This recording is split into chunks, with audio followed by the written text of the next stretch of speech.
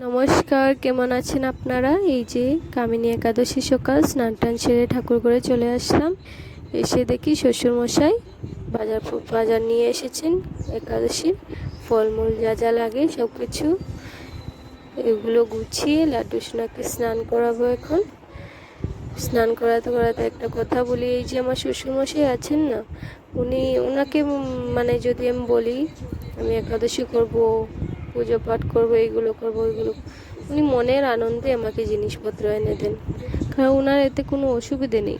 অনেক মানুষ আছেন আমাকে বলেন এত কম বয়সে কিসের একাদশী, কিসের ইয়ে, কিন্তু উনি একদিনও আমাকে জিজ্ঞেস করেননি যে এত কম বয়সে কিসের একাদশী করবে বা ওইটা আমাকে উনি একদম প্রশ্ন করেননি। উনি অনেক ভালো।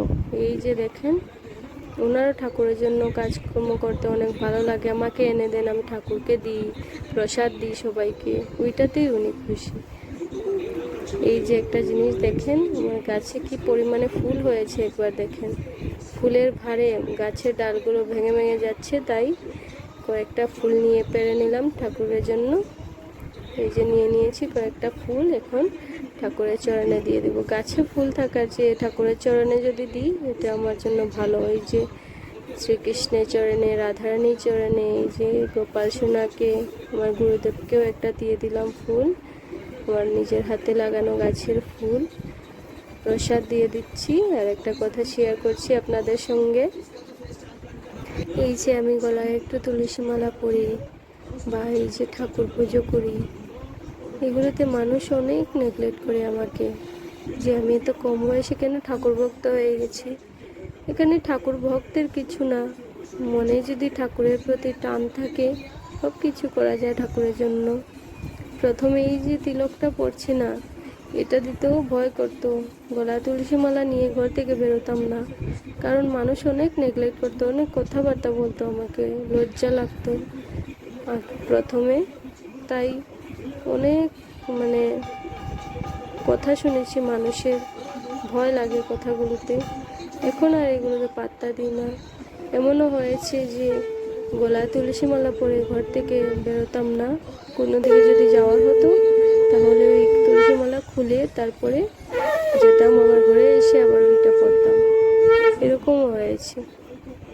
মানুষ ঠাকুর পুজো করলে ওতে যে নেগলেক্ট করতে পারে তা তো জানতাম না। আগে স্কুল কলেজে পড়তাম, ঠাকুরকে চিনতামই না। এখন ঠাকুরকে জানতে পেরেছি, চিনতে পেরেছি, তাই ঠাকুরের জন্য যা পারছি তাই করছি।